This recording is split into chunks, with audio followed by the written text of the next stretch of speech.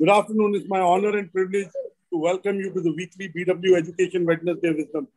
Today, we talk to somebody I've known for more than 4 decades, somebody who's been a civil servant, quit the civil services to be in the private sector, and now has started a school a couple of years back because he believes education should be of a certain kind. So let me welcome Mr. Pankaj Sundar, who's the founder of the Plenum School, today to the BW Education Wednesday Wisdom. Along with me is my editorial colleague, Vasudha Mukherjee. Let me start by asking Mr. Sudan. Mr. Sudan, how have been the last 18 months for you, both personally and professionally? Yeah, first and foremost, Anurag and the entire Business World team, thank you so much for having me. I have seen a couple of your interviews done on BW, Wednesday Wisdom. Of course, I believe as of now, me and the plenum are not there as yet, but thank you so much for having me. I hope to do justice. Now to the question of last 18 months, they were fun, they were challenging, and they tested every single assumption that any business, forget my own journey and the plenum school, every business has suffered untold challenges. We all were faced with unique challenges which we now never see and now never even imagined. So, but yeah, the good thing was, on the other hand, we had a few students. We had 24 odd students in the beginning of when we began the first lockdown on 20th of March last year. Today we have around 40. So not one single parent withdrew from our school. Plus we added more children. It's open to question whether we could have added more because of the lockdown and forced shutdowns of schools by the government. But frankly, net if I have to see, we are in a much stronger position today. So last 18 months, on the one hand, were a huge challenge. Every single day was a time of uncertainty.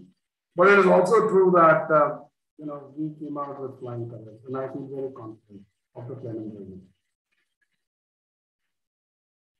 It was a mixed bag. There were lots of challenges. There was loss of life and livelihood, but it taught us a lot, and I think we have to take the positive lesson. Let me ask you, a lot has changed since then. What has changed for good and what has changed for bad? What is permanent change and what, in your view, is a temporary change and we'll be back to our old way when we have a choice? One is the entire ecosystem. The things on health, that's changed, I guess, permanently.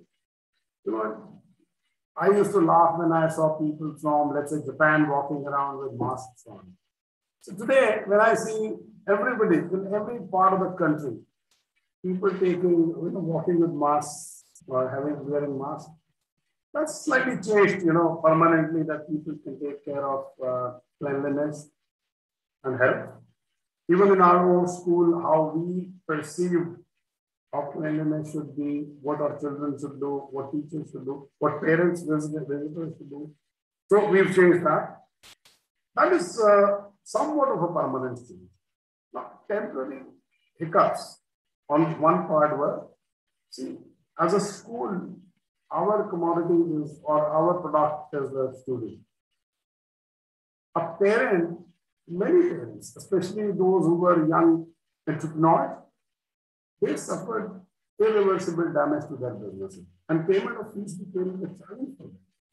There were a lot of parents I know who lost their jobs. Now, it was so painful that on the one part they've lost their jobs, and on the other part, we also have to run a school. How do you ask for fees? So that was a temporary challenge, I think, a huge challenge. But I believe this will come back to normal as the economy revives. It was extremely, extremely distressing to see this change. Probably a counterintuitive change that I saw, at least I can talk from the plenum school standpoint, was, on the one hand, parents got very scared. People were generally scared as to what Corona would do, especially the second wave, when it caused major destruction of life. We saw everybody in every locality, every home suffer. So parents took two different options. One, they got scared and they said, we can't send children to a boarding school. because we run a boarding school. And parents wanted their children to be near them. But another counterintuitive thing was people realized that most of COVID, most of pollution happens in the cities. So if your child is here in Delhi, if you don't know the first wave, 2 months, 16 days, 20 days, 2 months, 3 months, 6 months, how long is your school closed? When a parent knew that she or he did not know, and it is unfair to keep children at home, locked up in a small flat. At that point in time, parents also started considering a boarding school because we are slightly far removed and slightly we are cleaner. So these two counterintuitive. So this will come back to normal level. So to answer your question, what changed permanently was the way Indians in particular across the country, we started approaching issues regarding health, issues regarding cleanliness. So, but what has changed temporarily was this disruption caused in economy, forcing parents slight difficulties in payment of fees, which probably with economy reviving and come back to normal. And Pankaj, you and me went to the same convent school, and I must say that you were senior to me by 5 batches. I don't know who looks older, who has more hair, but I'll leave it to the readers and viewers' imagination. But Pankaj is 5 years senior to me from the same convent school. We grew up in Old Gurgaon. And the reason I'm saying this, I said right up front that Pankaj's journey, he was outstanding in the class. Then he went to a boarding school. He went to Rice School. You went to a Rice School. Then you went to an engineering school. Then he became a Dhanix officer. He was he was a civil servant. He was a bureaucrat. Then he joined GE in the private sector. And then he quit all that to set up the Plenum School. He has his 2 children doing well. He has a wife who's a bureaucrat in the Indian Administrative Service. And the reason I'm taking you through this journey is that your parents and my parents have been academicians. You and me were lucky to get good education. We're lucky to get our parents' time and attention. Education has changed a lot. Education is about brand names. And I keep saying the best education and the best school is home. Now, coming to what made you set up the Plenum School? How is the Plenum School differentiated? Why this mission in life? Yeah. So, as you rightly point out, we are both children of teachers. Anurag, your parents are also teachers. My parents are also teachers. Now, this journey goes back to 1986. I think in 1986 was the first time I started thinking of setting up a school. So the issue was, I think teachers in Haryana government were protesting this something. And there was a notional arrest of teachers. They were taken in a bus and they were released after some time. So my parents told me when I was visiting back, I was doing my engineering. Yeah? And when I came back home, my parents told me in very dramatic terms that, oh my God, you are arrested and this and that. And I started thinking to myself, what the hell, what is this country all about?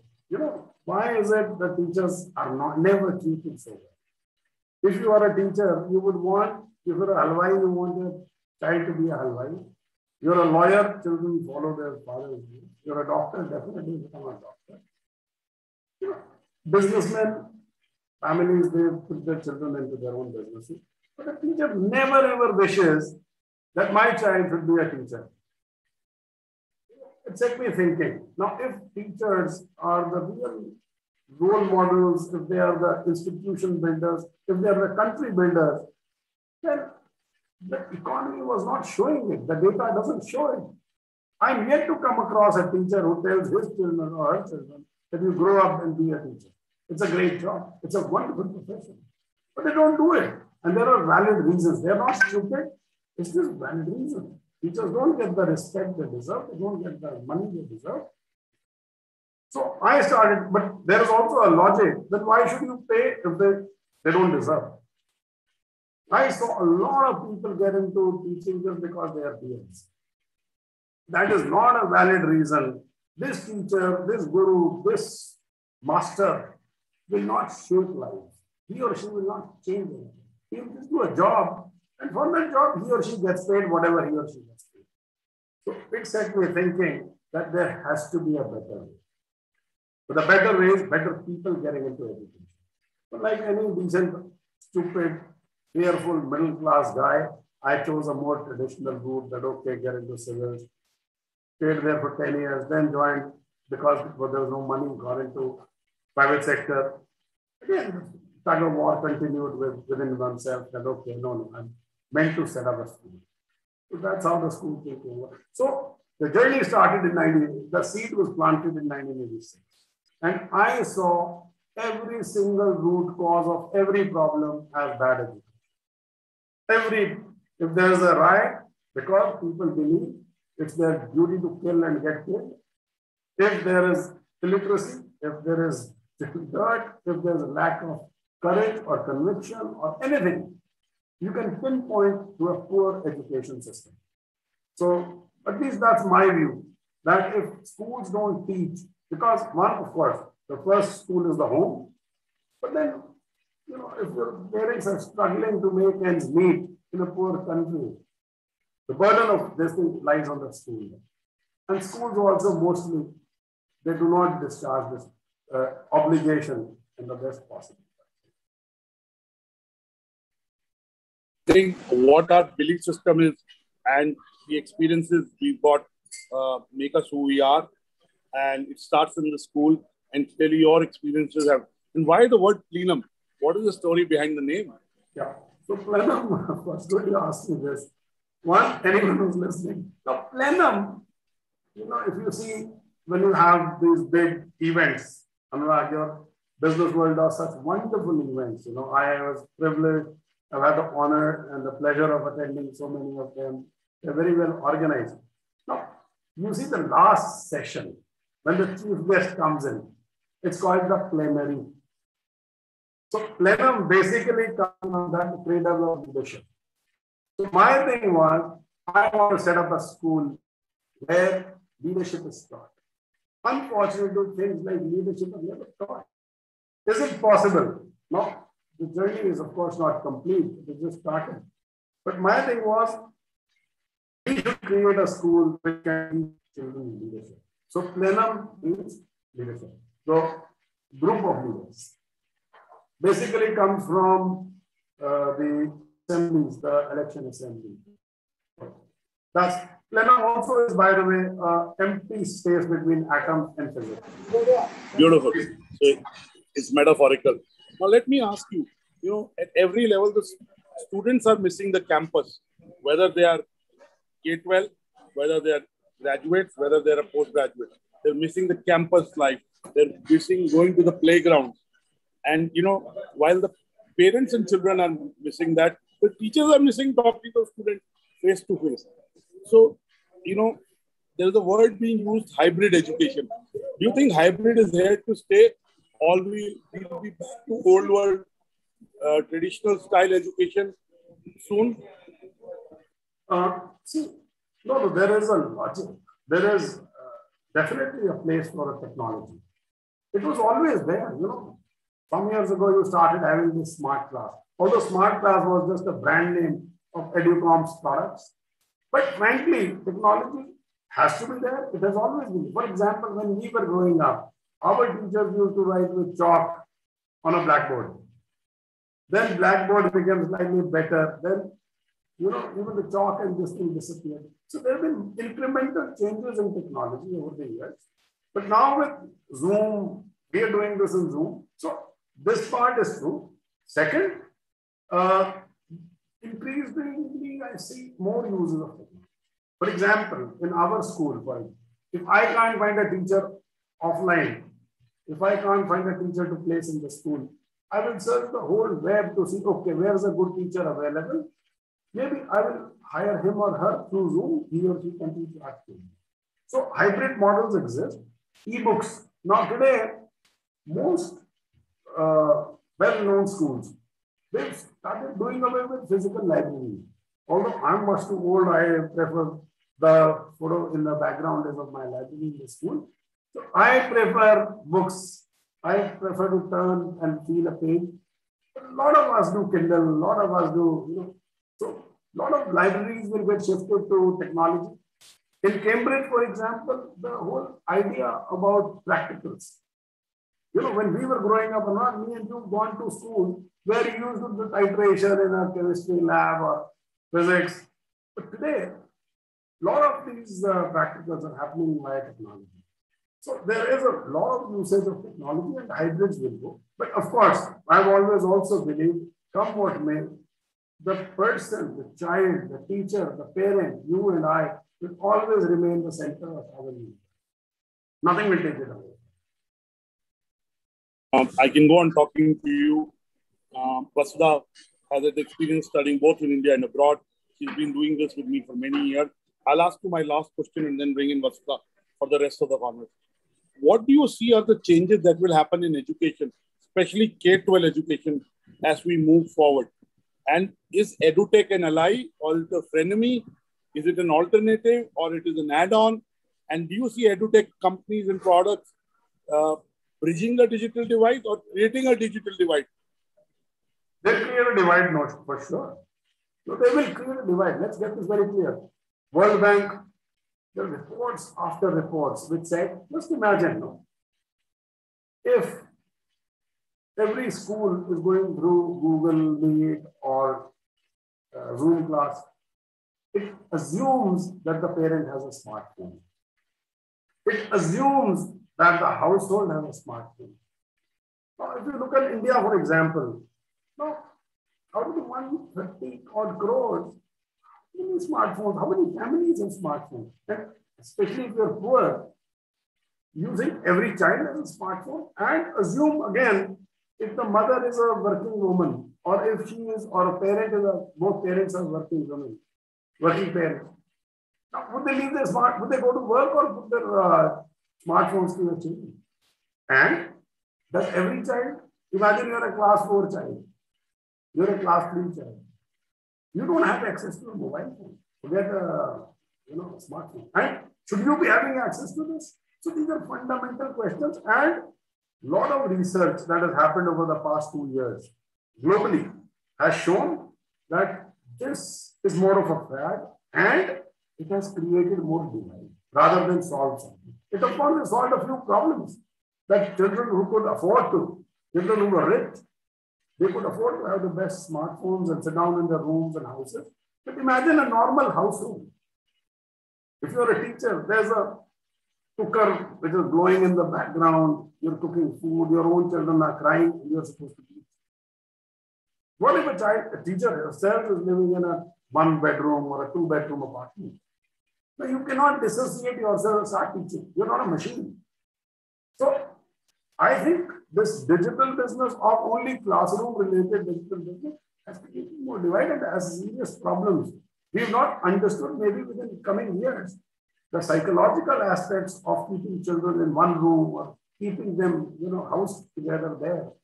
It might have serious repercussions. And we are increasing their screen time, unfortunately. Yes. So my sense is, but of course, technology has a role. Technology should be adopted, and it will be adopted whether we like it or not. But to what extent, I'm not too sure. Thank you so much. I'll now bring in Vasudha Mukherjee and she'll take the rest of the conversation with you and ask you some real and very pertinent questions. I'm sure you'll be able to give us a perspective because you're in the play of creating something which is futuristic and hopefully will make a huge impact in the future. So Vasudha, you and Mr. Pankaj Sudan, all yours. Thank you, Dr. Batra. Hi, Pankaj. Thank you so much for joining us today. I mean, you have such an interesting institution here, the Plenum School being an international boarding school. I want to ask you, you yourself mentioned that you went to a boarding school. Yes. What was your experience like? Or what was the experience there that inspired you to open this? So, thank you. Thanks for asking this. See, I went to Motilal Nehru School of Sports, right? It is a premier school north of Delhi, 38 kilometers from Delhi, on Delhi-Chandigarh highway. So, but it was a sports school, essentially a sports school, although all boarding schools normally end up giving you a bit of this and a bit of that. So from the school, I picked up a love for sports. So I still play actively. And I picked up a love of reading because of my teacher. So those are the things I picked up from sports school. But I also saw how teachers, how elders could be would discriminate between rich and poor.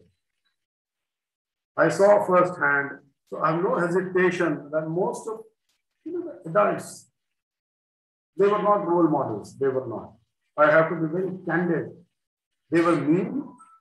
And just because I was, my father or my mother, my parents were not senior officers, I saw discrimination first. So, but the best thing about boarding school, I also saw. I made lifelong friends. Classmates are dear friends of mine. In this Plenum journey, there are a lot of people from the sports school, same school as me. They are not the richest people, but they understood instinctively what was I trying to achieve. So although I know people who are richer, who are better placed, or if you get older, you know a lot of people. But maximum number of people who supported this dream came from the same school. I think you make a good point. Most adults are not necessarily role models. And you also spoke about this earlier where you mentioned that people don't enter the teaching field with the right intentions all the time. And luckily, we are seeing this change, and it is coming from your generation because you had experiences that you were happy with and you're trying to change that.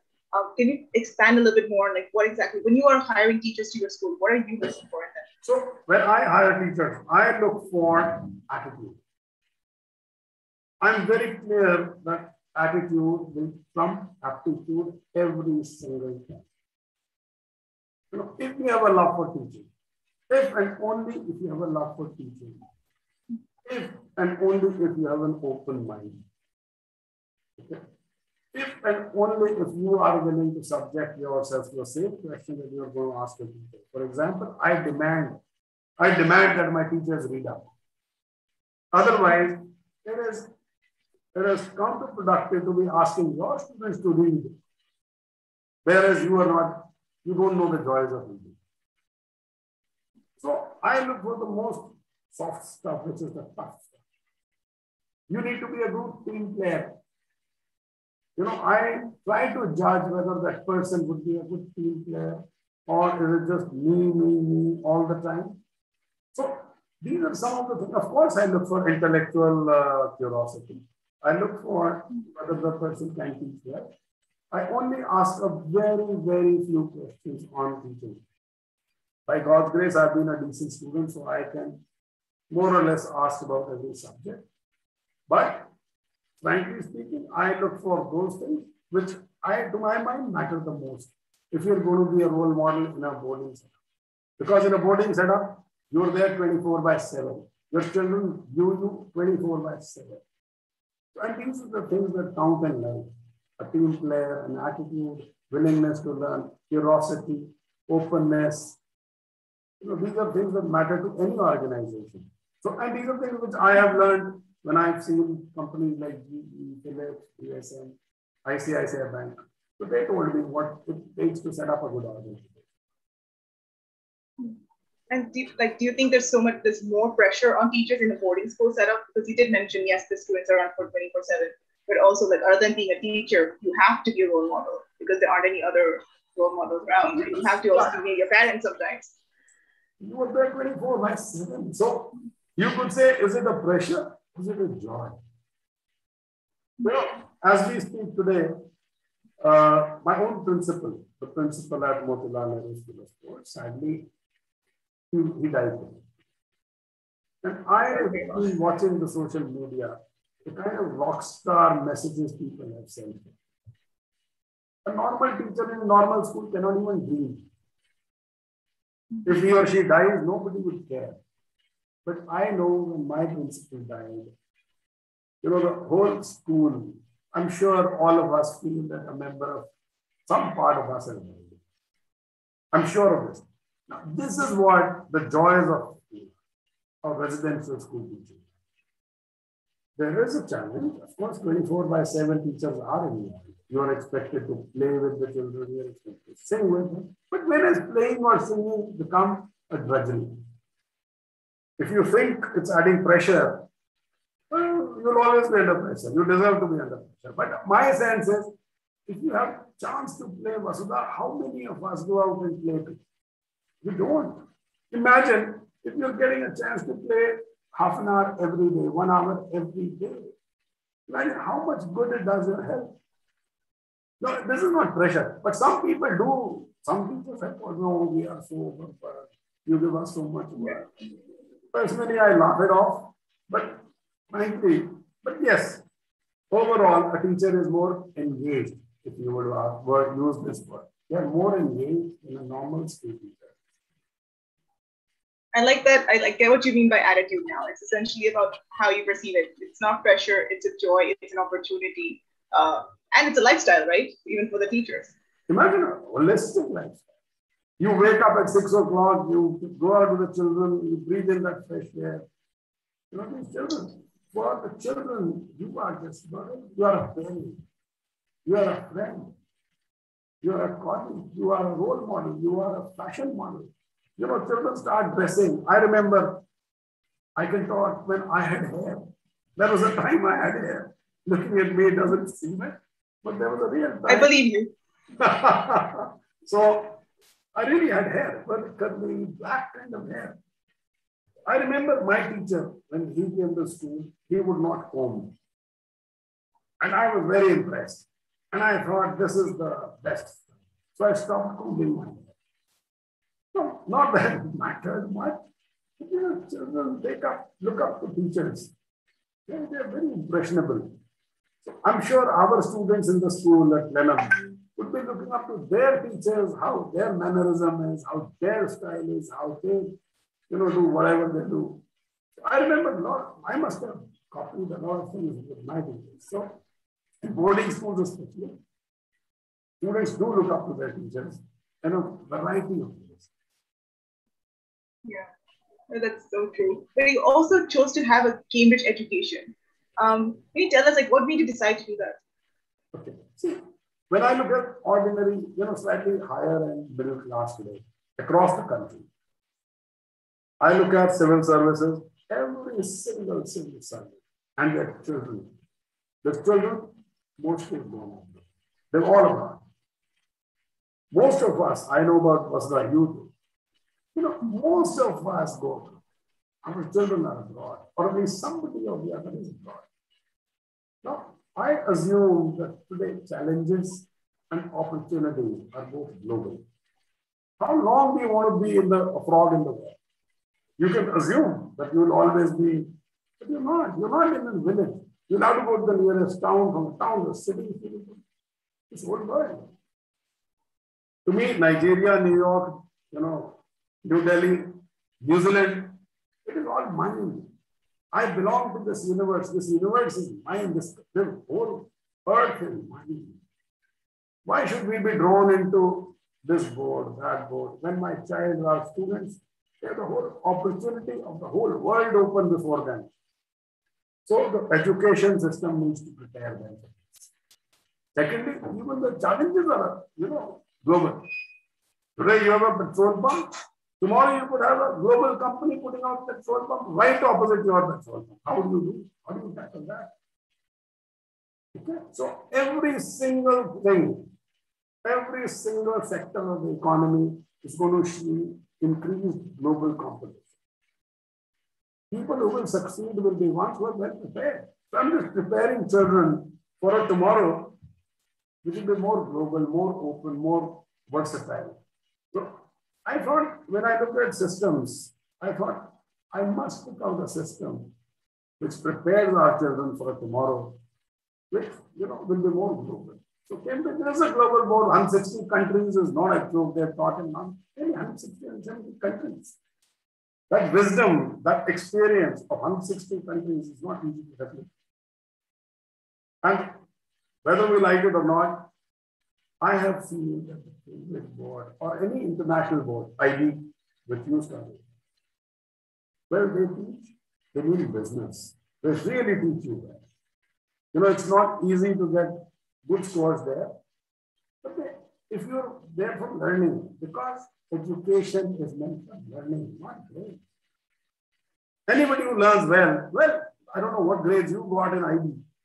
You are in a decent job, You could have done the stupid CBSE and got 99.9% and still be doing the same job. I was more interested in my extracurriculars. Yeah. Whatever, imagine you'd be getting a 99, 100% in CBSE, ICSE, Ludhiana board and what board, and still be doing the same thing. So you've enjoyed your life, you've studied subjects that you wanted to study maybe, because Cambridge, Absolutely.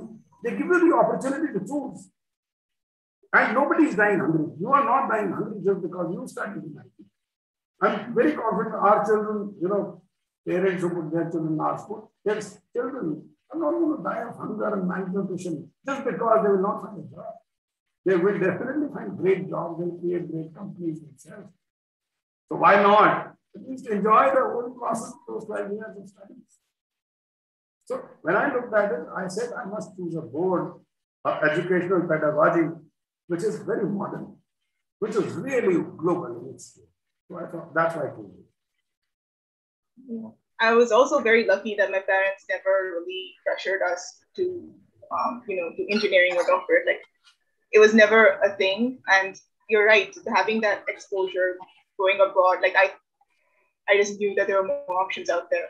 And education was more about doing what you enjoyed and being good at what you wanted to do then.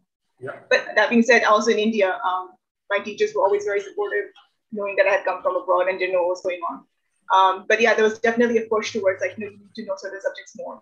But that came from a place of concern because they knew that, this is what you needed to succeed in India.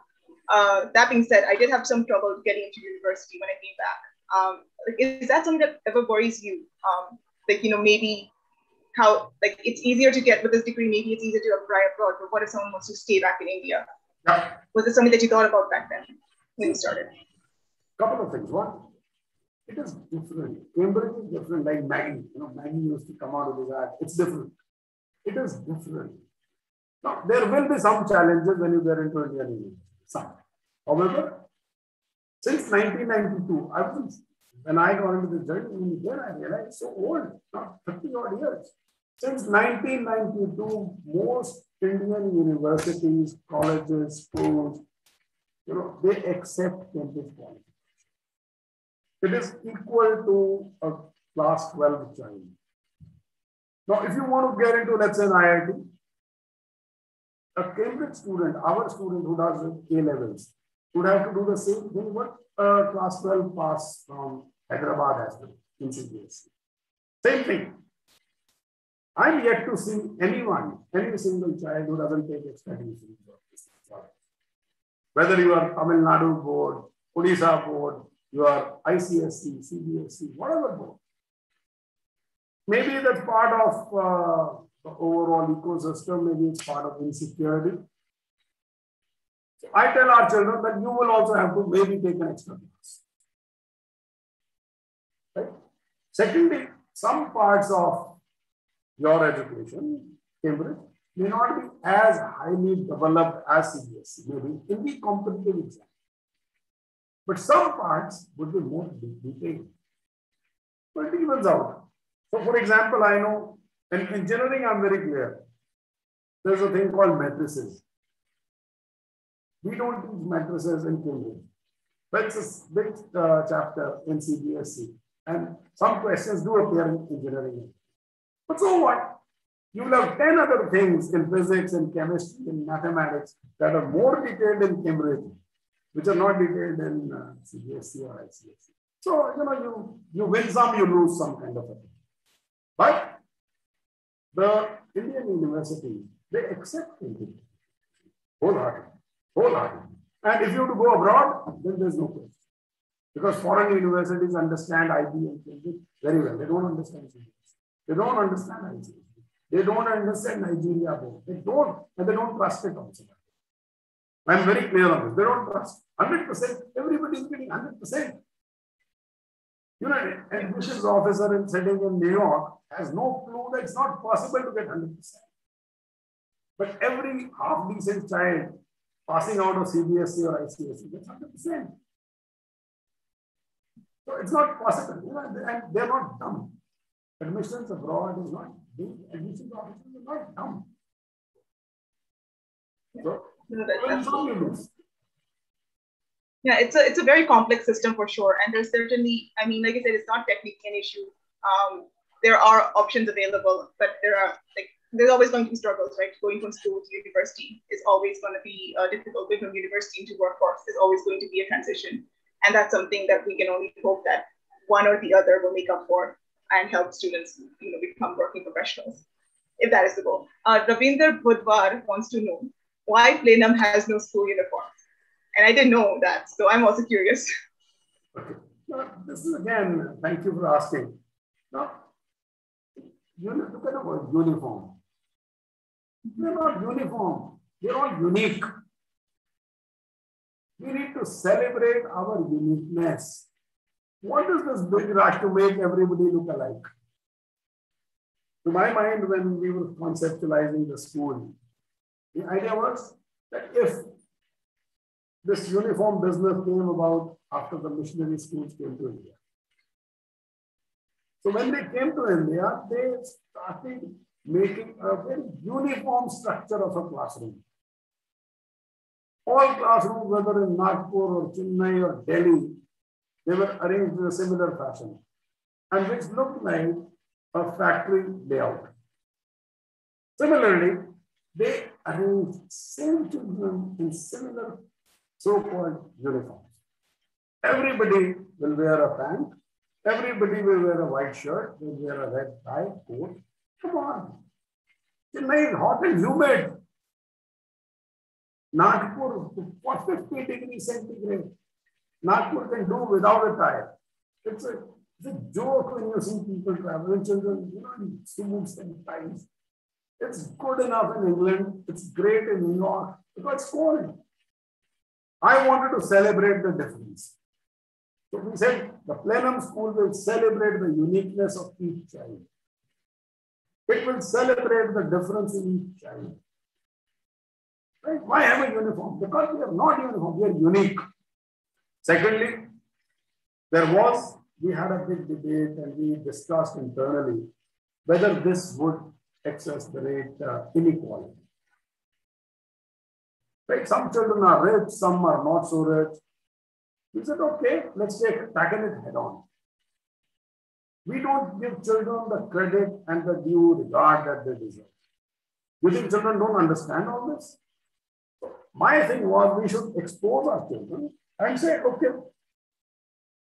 if X's papa and mummy are rich, they're a product of what you call the lottery of the womb, so be it.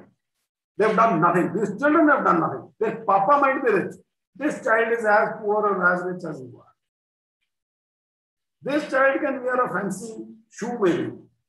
But really, that means nothing in my life. That should mean nothing in our children or teachers' life. That child may not be able to run as fast as somebody who's running barefoot. And if there's an inequality in the system, we want to expose our children to that inequality and tell them it's okay. It is okay to be poor. It's okay if your parents don't earn much. That's okay. There's nothing to be ashamed of. Be proud that your children, your parents, even if they're not so well, they're trying to educate you in one of the finest schools. Why run away from difficult questions? Who and when, what is the age and stage in life to tackle difficult questions? If Abhimanyu, according to our scripture, can know the toughest details of a Chakravyuh, when in his mother's womb, here I can't even tell a class 7 child that, okay, this is the inequality that exists in this world. It's not, go ahead and do something when you grow up. That's my view. And that's why I said, okay, we'll not have a uniform. We'll celebrate color. We'll celebrate difference. We'll celebrate uniqueness of each child, unique background of each child. That's okay. It is absolutely okay to be, rich or poor or middle class or whatever. It's absolutely poor. It's absolutely fine. It is not bad. It is not wrong. It is not ill. So that is why, there was a philosophical thing that we need to celebrate uniqueness and unique backgrounds.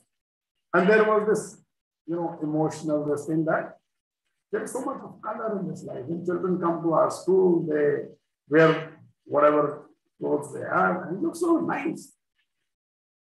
Adds color to the school. So that is why. Thank you. Actually, it's really interesting you answered that because, in school time, that used to be every time they wanted teachers debating, that was the one topic that would always come up, right? Uniform versus no uniforms. And I think you just laid that entire debate. That being said, I do want to ask you, do you still have some kind of a dress code? To do you believe that there should be something like, some parameters within which students should decide what they dress, or is it like wear whatever you like? Frankly, we have none. Why should we have? I know, well, normal assumption is somebody walks in a swimsuit in a class, right? It doesn't happen like this. It doesn't happen like this. When you give people freedom, I have seen in life people behave with more responsibility. And frankly, I'm telling you, it comes out of a fear of adults, our own fears. Children are smarter, they are more responsible, provided they are taught with love and respect. Well, listen, okay, please, your future is in your own hands. We shall do whatever it takes to make you look good. We'll do whatever it is. The school, the plenum is founded on that philosophy that each one of our children is precious to us. And I'm sure, sometimes somebody will be weird, maybe, I don't know. I haven't seen in 2 years, somebody will be really weird with their dress. I don't know, I haven't seen it. But if that day comes, I don't know what we'll do, but I doubt very much that I will see somebody walking around that day in this thing. No, they won't come. They won't come. I mean, if they do, there's bigger problems going on then. Sorry? Probably what they're wearing. If they do come in that kind of an outfit, there's probably something bigger going on than what they're wearing, right? Yeah, there's so much bigger things to talk about. I'm more worried about the bigger stuff. How you feeling? Are you reading enough? Rather than focus my energies on, okay, whether you wear shoes or sandals to school. Right? Maybe our teachers tell them not to wear slippers. I don't know. I have never told them. If they want to wear slippers to school, it's fine with me. But if my teachers tell them, it's fine with me also. But I worry more about whether this child is learning. That is what I'm there for. We are not here to police people to wear black shoes or white shoes or this shoes or red shoes. There's a child who wears red shoes. I don't know whether he's listening. So I like it. Fine. I would never wear red shoes. For the life of me, I would never wear red shoes. But if somebody wants to wear red shoes, it should be okay with us. What is not okay with us is any child in our custody. Is he or she learning or not? Are we teaching him what the promise we made to ourselves and to the parents? That is more of a worry. I worry about that. I don't worry about what they are doing or not.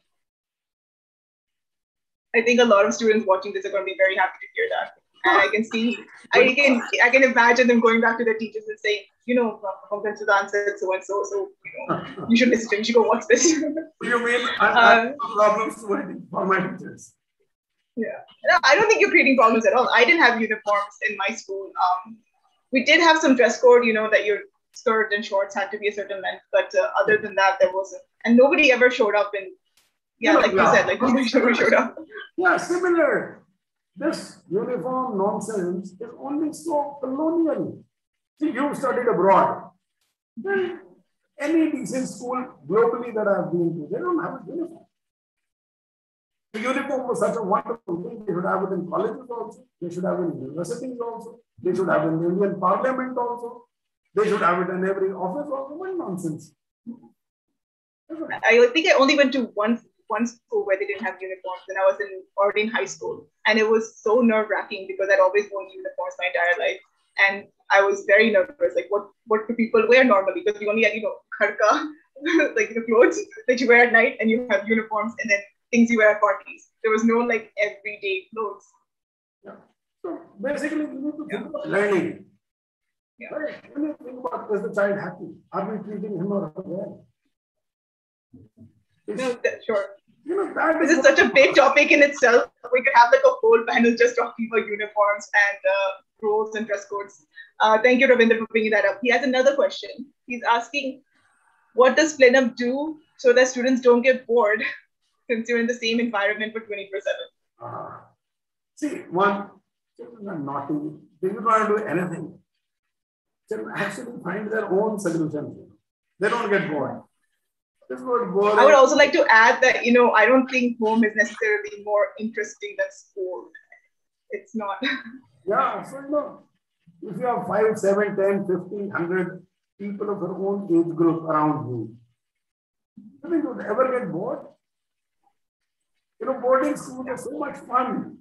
I used to see, stupid little things. They become a matter of great debate. They become a matter of great joy. If somebody's socks are stinking, that becomes a matter of debate for the whole school. All the children in the school can spend their entire day debating this. Right? If somebody is not, these kind of small children don't really get bored so easily. But even otherwise, we have lots of activities. So when we conceptualized the school, we thought we should be the most fun school. Everybody wants to be seen like a dumb, boring prison. I said we should have a most happening cool school. So we have a lot of parties by the way. So, my request to our teachers is it takes more time, but every week we should have a party. Every week. Let the children jump around, let them dance, let them be happy, let them sing. That is one. Second, we have all sorts of it. We have sports throughout the day, at least 2 hours every day. If you're playing for 2 hours, you have a chance to get bored. We have a dedicated reading hour where you have to read a novel, not your textbook. If you're reading every day, if you're playing for 2 hours every day, if you have a party at least once a week, if at least once a week you're out trekking, if once a week or something, you have a debate or something, or some visitor coming talking to you, you think there's a chance to get bored? We don't have TV, we don't have television in this. We don't have a single TV. None of our teachers have ever asked one. We don't have a single television in the school. But that's okay. Our children are not getting bored, I think. And the access to information through tablets, through devices, through computers, we have. So children really don't get bored with all these activities. So you have to find out activities which they are happy with. So soon we'll start music, we'll start art, they are painting.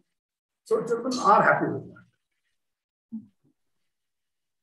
Right. I also want to ask you, you opened this school with a very particular vision, and you kind of talked about that. How do you see this growing? Like, do you have a plan to maybe open up more schools around the country? Maybe admit more students in the one you already have? What is the plan? Yeah, so इसमें ना हिंदी में बोलते हैं मसला आपके मुंह में भूल जाता है. So no, the dream is this. The dream was never to open a school. The vision and the dream is to make a change. Our group, WhatsApp group, the society and the members, and people who are with me in this journey, our dream is be the change. Comes from Mahatma Gandhi's be the change that we want to make. So the idea is the change will happen by having lots of schools across the country and maybe hopefully abroad. So you talked about, sorry, go ahead. No, I'm just saying that the Plenum brand, the Plenum school will grow into a chain of the Plenum schools. We'll open schools all over. My vision today, or when we talk in our governing body and the AGMs and the members, is today we think we should have schools in only beautiful, far-off locations. Right? Hills, mountains, deserts, seaside. So, but I don't know what comes tomorrow because business exigencies are also important. And if we feel the need that, okay, we should move closer to cities also because there's so much to do. There is so much to do, add value to life before we hang up our boots. So, one, the Plenum school, as we visualize today, there will be a lot of Plenum schools spread all over the country and also abroad. We will go there. So that is one. Secondly, as of now, we think we should only be in fancy, nice, cute, far off locations. But maybe we'll later on move closer to cities, we'll manage certain schools. You know, if some school is not doing well, we'll take over those schools and manage them. So the Plenum brand will do all this. And also maybe we'll go into that. So since you asked, with more schools after the next, we should try answer. Right. So we can expect a lot from Plenum School. That's very exciting. I also want to ask you, you mentioned, about leadership being so key to your education. Do you think maybe I should ask, how do you go about that? How do you ensure that this leadership skill is put into students? First, what is leadership? Leadership is not this alpha male, always charged up and everybody follow me. No, it's not. To me. I hope not. We don't need that. Of course, for me, leadership is mostly doing that. But sometimes being on the sidelines, just clapping. Sometimes in the back, to say, okay, you go ahead. I know nothing. You guys take charge. Sometimes walking with the team right in the middle. Say, okay, I'm there with you. So all sorts of things. Now, how I teach leadership in school, how the Plenum School should be doing this or is doing it or is trying to do this is like this. We are very, very conscious, all of us in the management team of the Plenum School are very, very conscious that we are not there. Our real spokespeople or whatever we think of are my teachers. And there's no chance in hell. If I think I am this know-all, be-all, I'm not. I'm definitely not. I'm very clear on this. And neither is any one of the society members. We are all highly accomplished. No other school in the whole world can ever even come close to what we are as a group. We are highly accomplished. But we are humble enough to realize, or we are sensible enough to realize that the real leadership will be developed by our teachers. So I do the next best thing. Me and the whole management team, we work with the teachers. If I've created leaders out of my teachers, the teachers would develop leaders out of the students. Absolutely. And the NAP policy, the new national education policy is also talking so much about bringing in soft skills and skill development. And the education landscape has changed so much over the last few years, and it's changing so much now. Maybe due to the pandemic, maybe due to digitalization, whatever it may be. How has the education landscape changed for you at your school? Has it changed, or because it seems like you were pretty forward thinking to begin with?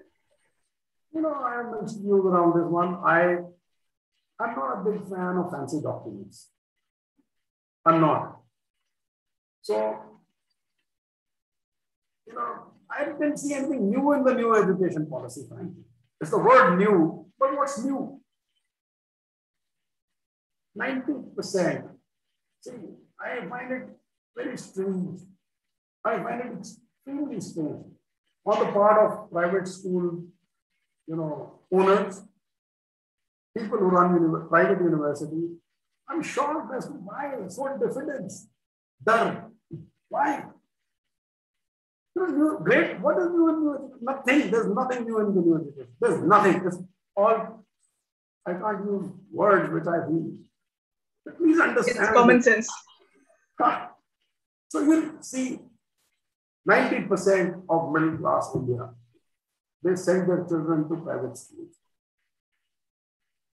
And I challenge anybody, pick up that new education policy, has zero inputs on private.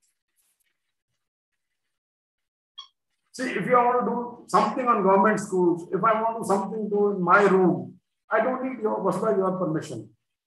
I don't need your document. If government wants to improve the government schools framework, let them do it. There's no policy. Let them not even put out a policy. There's nothing to say, okay, who opens a damn school? Yeah. It is just a business. HDFC opens a school. Why should a bank open a school? Why should a business family open a school? Why should a smuggler open a school? Show me one example of a really educated, ordinary, poor man opening a school. Somebody who wants to open a school. There's nobody. It's such a shame.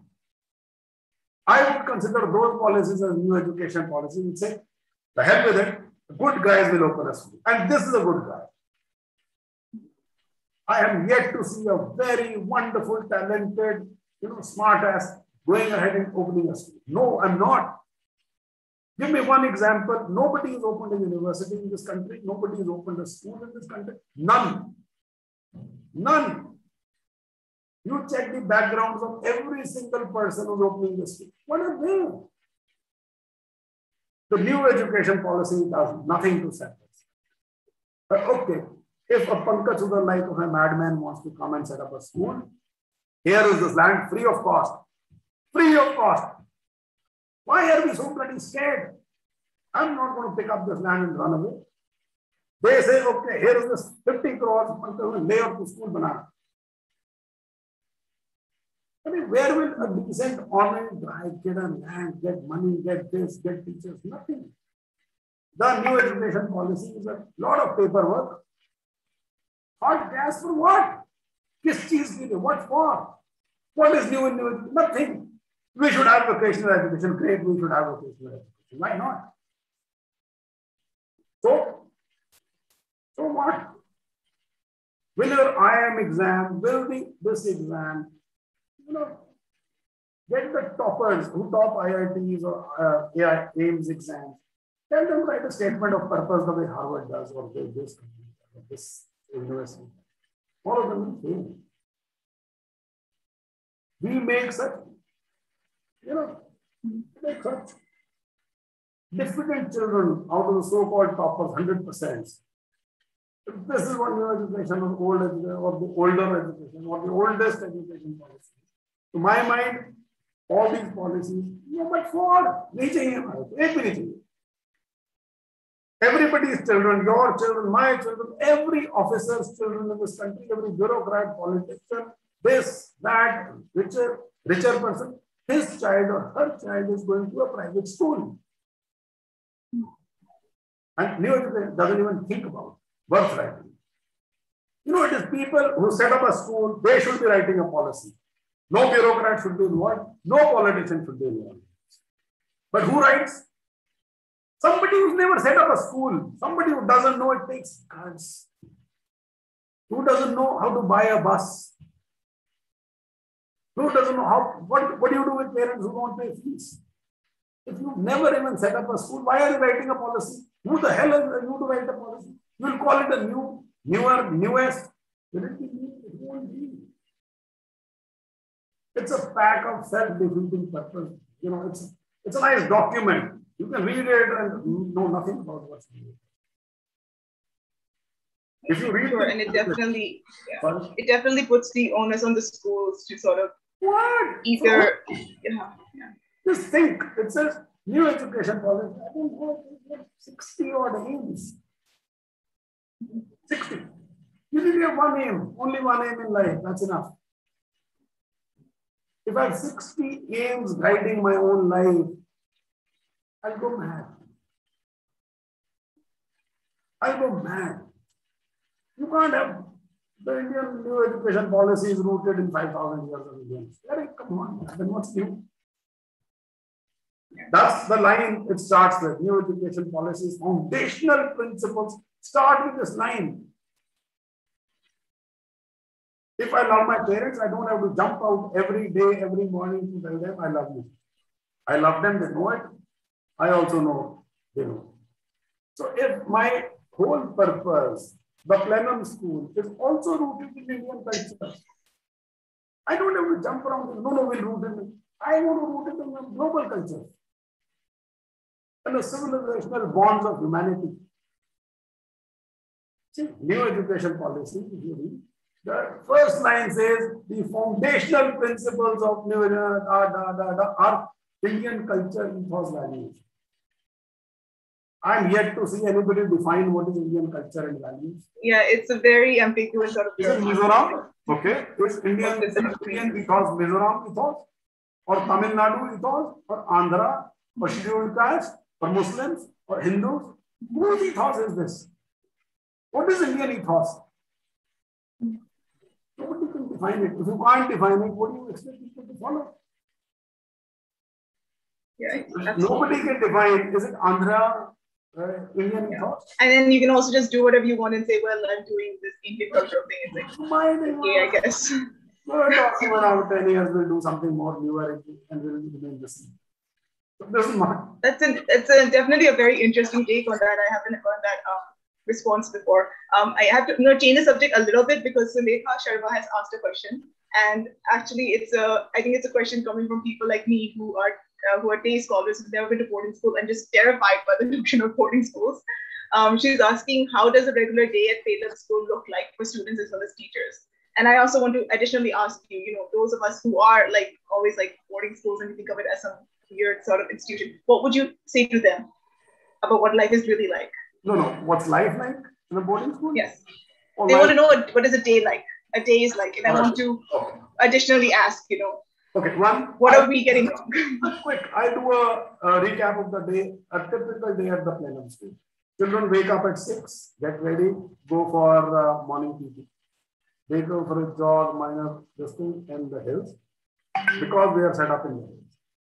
So after that, they come back, we play loud music, pop music. Some Kishore Kumar, some whatever latest song is running, and the children have a bath. And they sing in their own dirty voices, we encourage them. They get ready, at 8 o'clock, they come to the academic block, and they start this reading session, which I mentioned briefly. I take reading very seriously. You should read a book, which is not a textbook. No homework, no nothing. For 1 hour, they read. It's called DEAR, D-E-A-R, drop everything and read. Children read a novel or a book, whatever they like. Okay? And they're monitored. 9 o'clock breakfast, 9:30 classes start, till 1:30 there are classes, 11 o'clock there's a milk break. Children have milk and some snacks.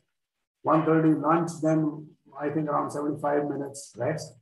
During that rest hour, they wash their small clothes like socks, hankies, etc. We want to teach them that these skills are important. This is important. You need to clean up your stuff, smaller stuff. Then they come back, children who missed homework or missed the school or something. We do remedial classes for them. Teacher teaches them, or they do homework, self-study for around 1 hour. Then they go out and play for 1.5 hours.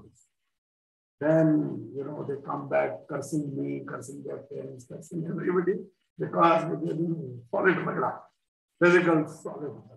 And then, between the smiles and the tears, they have milk again. So after milk, they go back to their dorms. They get ready, they have a bath, they come back, they sit up on a hillock or a rooftop. We do what is called a starter, which we borrowed heavily from Rishi Valley School, which is one of the finest schools in the country, or India School Valley. So a starter is, you look at the setting sun, close your eyes, think what new educational foundational Indian ethos. I think Indian ethos was going with them. So I'm trying to propagate in the school by saying, okay, this 15 minutes, go with it. So they do that, they come out of this, and then they go to the classes, again, 1.5 hours, they study, homework and whatever they have to do. 7:30 dinner. After dinner, children and teachers, they pick up some topic of the day, they discuss. So that, since we don't have TV and no TV time, our children shouldn't be left out as if the children are coming out of a jungle or nothing. So our teachers and students spend some time discussing some current affairs things. And for 1 hour from 9 to 10, children are left to themselves to do all mischief they want to do in the hostel and go, laugh, cry, whatever they want to do. 10 o'clock they sleep. That was something that needs to be. So this is a normal thing. So, Lekha, I hope that answers your question. We have actually gone over our time limits, but there's so much more I wanted to ask you. But just as one final question, just to kind of wrap this up, I want to ask you, what is something you would like to tell us? That's what I was asking also before. People like me who have never gone to boarding school, who are maybe terrified of the concept of boarding school. What is your message to us?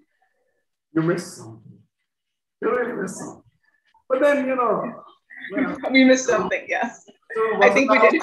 To Vasudha to say, I'm a true blue boarder. I've studied in a boarding school. I have two sons, and they were in one of the best schools in Delhi, which is Sanskriti school, which a parent gives the left hand and the right hand to get them admitted to. But we took them out and sent them to a boarding school. So I'm a true blue boarder, true blue. So I can't think of an educational life without a boarding school. I think it's incomplete. So, but still, Vasudha, you and anyone listening and anyone who wants to, you're always welcome to the training school. Come live with us, stay there. The way Amitabh Bachchan says, "Do din to guzariye Gujarat mein." I say, come do din to guzariye Plenum School mein. You would love it. You would get richer by the experience. And of course, our children will also love to have you there. Our teachers will enjoy it. Interacting, knowing what is journalism, what is their world. But for people who want to, you're always welcome.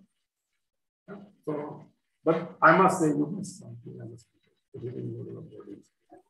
But I will add one small thing. My mother went to a boarding school in India, and I've lived abroad, and I still feel like she has so many more experiences in her boarding school life than I ever will. Like, she learned to fly a plane, she learned shooting, she learned horse riding. I never did any of those things. So, someone has said, Kiran, on the panelist, it says strongly recommend boarding schooling. Thank you, Kiran, for your comments. Yeah, thanks, Kiran. Yeah. All right, on that note, thank you so much, Pankaj, for joining us today on Wednesday Wisdom. It was a pleasure to have you. This was so eye-opening. It's so rare to have someone who can impart so much unique knowledge and bring in unique perspectives on current events to our platforms. This is exactly what Wednesday Wisdom was about, and which is what I enjoy about Wednesday Wisdom. And thank you to the audience for participating and for asking questions, and for also bringing up questions that I wanted to ask, but I wasn't sure if it was right as a journalist to bring up. Kiran, again, yes, everyone in the chat box is actually talking to each other. They are definitely pro boarding schools. And thank you for also kind of like breaking a little bit of the stereotypes that we have, or that we have about boarding schools. I mean, I think you know what I'm talking about. It was a pleasure having you. Yeah, we do this every Wednesday. We have a new speaker every Wednesday from 4:30 onwards. You can actually go back and watch this entire thing on YouTube, on PW Education, on LinkedIn, on Facebook, and we'll be back again next week, same time, same place. Thank you, and good evening. Thanks all.